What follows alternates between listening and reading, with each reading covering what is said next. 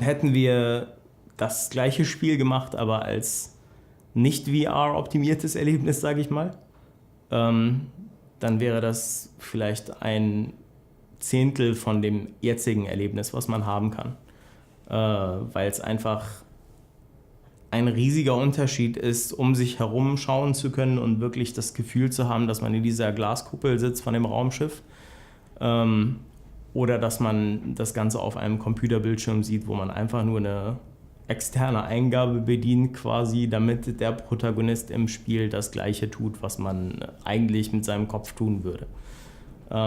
Und nur die Interaktionsmöglichkeit mit dem Kopf, dass man den Kopf schon drehen kann, jetzt ohne auf die Touch-Controller Rücksicht zu nehmen, macht schon so viel aus, einfach als Erlebnis, dass VR einfach das viel stärkere Erlebnis ist für mich.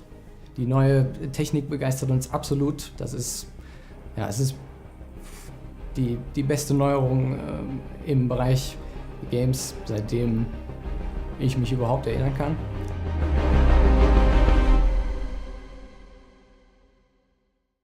Wenn man VR noch nie gespielt hat, dann weiß man erstmal nicht, warum das Erlebnis so toll sein soll in VR, sage ich mal. Man hört immer von Leuten, boah, das musst du unbedingt ausprobieren. Also es ist tatsächlich so, erst wenn man sich in unser Cockpit reingesetzt hat, weiß man eigentlich, was für ein Feeling das ist, im Weltall wirklich zu sein. Naja, VR ist halt so ein Thema in der Szene, gerade weil es so schwierig zu erklären ist für Leute, die es noch nie ausprobiert haben. So ziemlich jeder, der mal die Brille auf dem Kopf gehabt hat oder beim ersten Mal die Brille auf den Kopf ziehen, sagt sofort, wow, das ist völlig überwältigend, weil man kann es einfach nicht mit Worten erklären, sondern man muss es zumindest einmal ausprobiert haben, um zu wissen, wie es sich anfühlt. Bei VR wird der Kopf erstmal getrackt, das heißt Bewegung und mittlerweile auch Position des Kopfes. Die Daten werden an den PC oder an die Konsole weitergegeben. Dort probieren wir über die Position die Kamera an die Position in der Welt zu bewegen. Und wir rendern dann 2 Bilder raus, eins für das Auge, die sind fast identisch, aber unterscheiden sich minimal von der Position. Und dieses Bild wird zurück auf die VR-Brille projiziert und jedes Auge bekommt ein eigenes Bild und das Gehirn nimmt das dann als ein 3D-Bild wahr. Das Besondere an VR ist, dass man es sich gar nicht vorstellen kann, wenn man es nicht selber ausprobiert hat. Es ist etwas vollkommen anderes, als ob man vor seinem Monitor sitzt oder ein VR-Headset aufhat.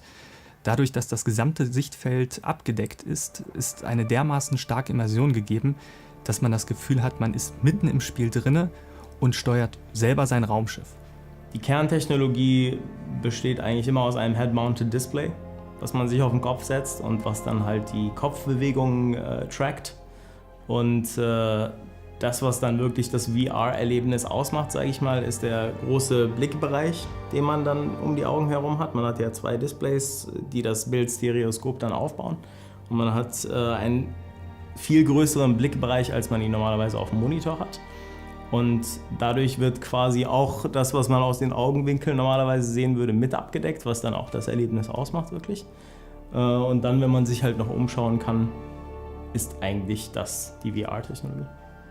Ich glaube, dass vor allem im VR-Bereich der Mobile VR ein großer Treiber sein wird fürs Erste, weil da ist der Kostenpunkt wirklich der geringste zum Einstieg.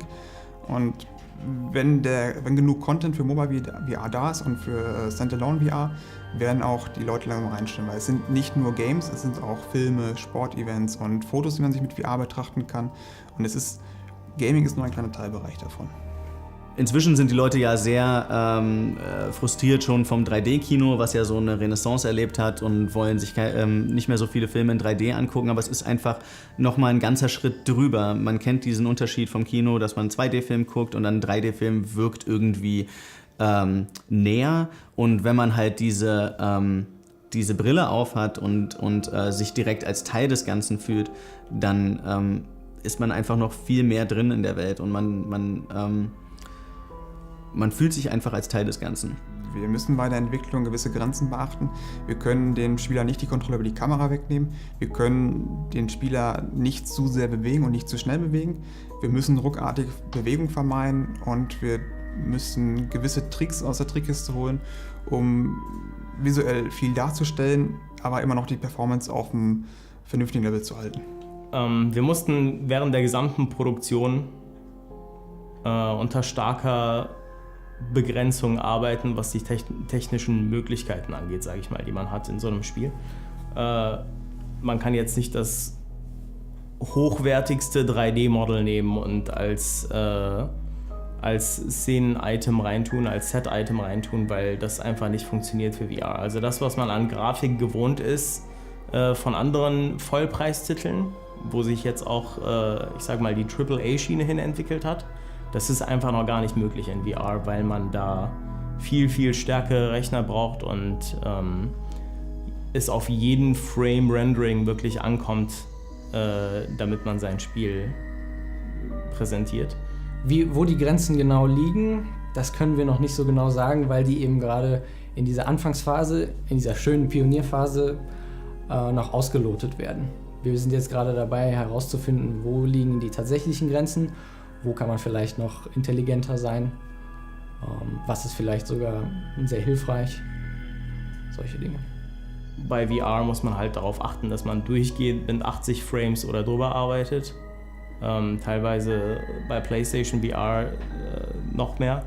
Und deswegen ist es notwendig, dass man da alles Mögliche runterschraubt, was man runterschrauben kann, aber gleichzeitig halt mit Effekten und einem vernünftigen Design rumtricksen kann. Regelmäßig kommt es vor, dass wir die Hälfte unserer Asteroiden rausschmeißen müssen oder so. Das bricht uns dann natürlich jedes Mal das Herz, aber das muss dann eben sein und dann müssen wir mit den geringen Ressourcen, die wir haben, müssen wir dann etwas Schönes machen. Bei der VR-Entwicklung steht die Framerate immer im Fokus, weil das ist immer die Nummer 1, was wir einhalten müssen, weil wenn die Framerate einknickt, haben wir ein Problem, dann wird der Spieler unter Umständen, wird ihm schlecht. Deswegen müssen wir immer so eine Balance finden zwischen Framerate und Qualität der Darstellung. Und das Problem ist an VR, das Bild muss für jedes Auge separat gerendert werden. Und wir haben einen relativ hohen Pixel-Count auf dem Bild und dadurch brauchen wir sehr starke Rechner und das Endergebnis kann nicht mit dem mithalten, was man vielleicht von AAA-Spielen kennt. Und das ist ein bisschen schwierig, noch der breiten Masse klarzumachen, aber wir sind technisch an einem Punkt, wo es leider noch nicht anders geht. Also Titel wie das neue Uncharted zum Beispiel, AAA-Titel, die immer weiter in Richtung Fotorealismus streben, die sind nicht darstellbar in VR. Das sieht man auch an Spielen wie Elite Dangerous zum Beispiel, was ein wunderschönes Spiel ist, aber einfach große Performance-Probleme hat in VR.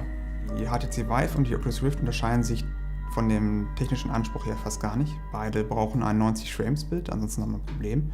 Die PlayStation VR kann auch mit 60 Bildern pro Sekunde arbeiten, das dann auf 120 Bilder pro Sekunde hochprojizieren.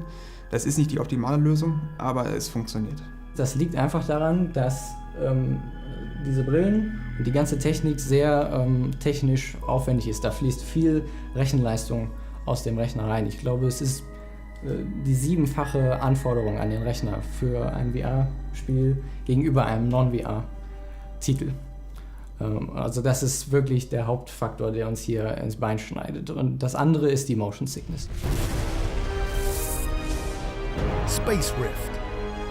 Available summer 2016 for PC, Android, and PlayStation VR.